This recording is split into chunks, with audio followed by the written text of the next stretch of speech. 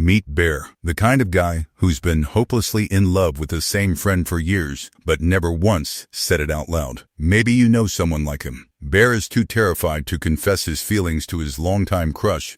His best friend Ian tells him to stop overthinking and just ask her out tonight before she leaves town in 2 weeks. Ian is convinced that Nikki likes him back. Then he gets home and finds his cat dead on the kitchen floor. She'd gotten into medication he'd left out. He grieves alone, quietly, the way he handles everything. That night, his phone rings. It's Nikki. She's leaving in 2 weeks.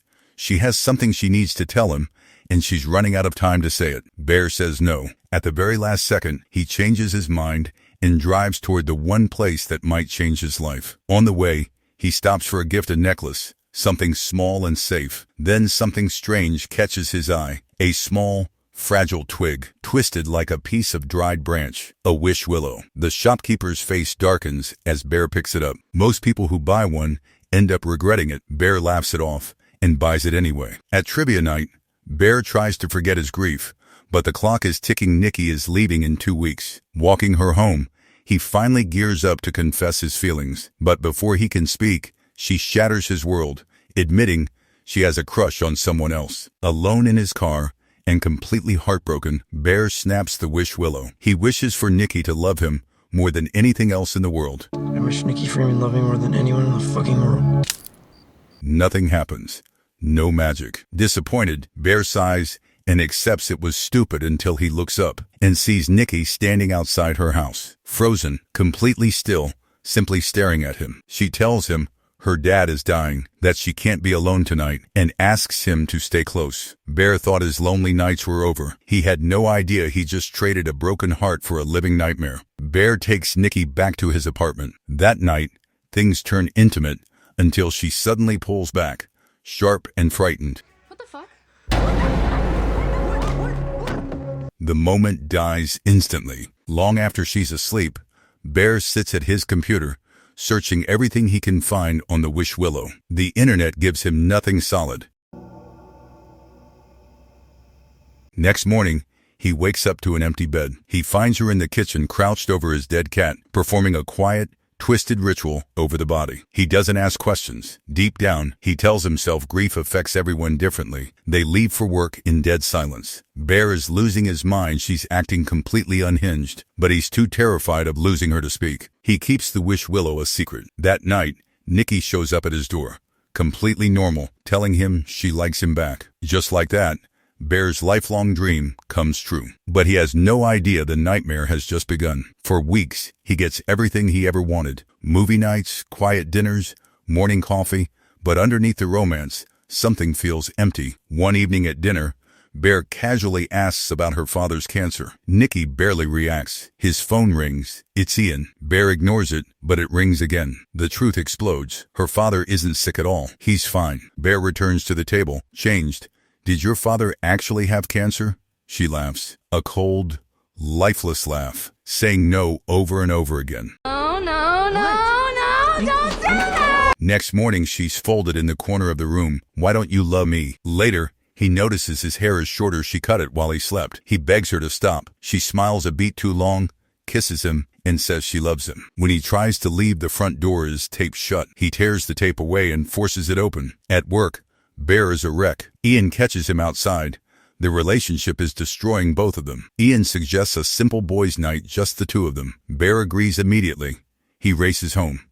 Nikki is right where he left her. She apologizes. Ashamed, he tells her she can't keep doing this. Then, he mentions boys' night. The softness vanishes. Her breathing stops. She screams. The thought of being away from Bear is physically unbearable. Panicking, Bear backs down and lets her come along. At the bar, Nikki is suffocating, laughing hysterically at things that aren't funny. When Sarah sits a little too close to Bear, Nikki snaps. She stands up and threatens the entire table. You are all going to die because none of you understand true love. Before anyone can move, she smashes a glass bottle and drives the jagged edge straight into her own arm, screaming in front of everyone. I'm so sorry.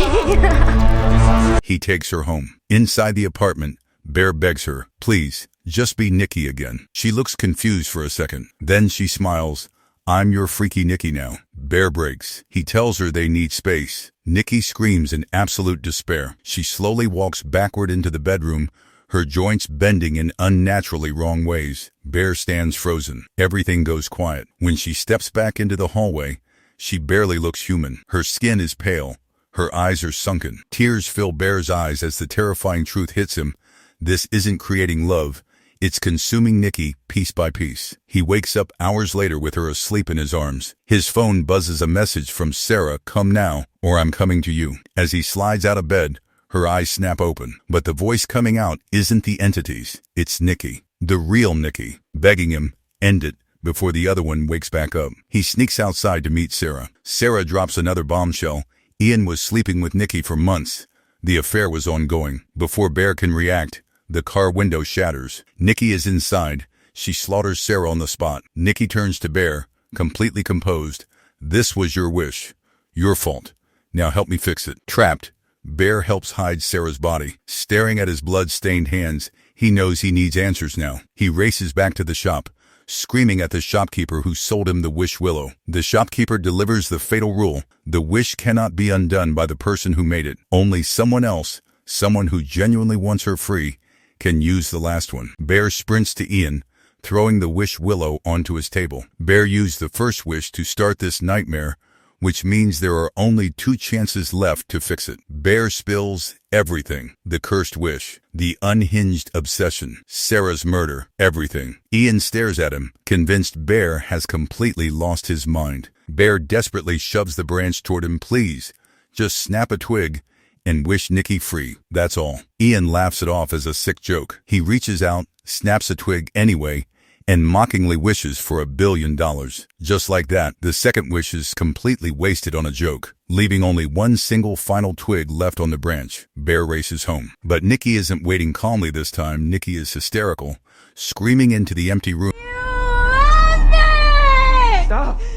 Ian bursts through the front door right behind Bear, trying to reach her, and Nikki shoots him dead without blinking. Panic surging, Bear looks into her eyes and lies. "I love you." It's enough to break the spell for a split second, long enough for her to freeze, hold still, and believe him. Recognizing that her obsession will never stop as long as he lives, Bear backs away and locks himself inside the bathroom to make the ultimate sacrifice. Inside, Bear empties the medicine cabinet into his hand and swallows all of it. Through the bathroom door, her voice comes through.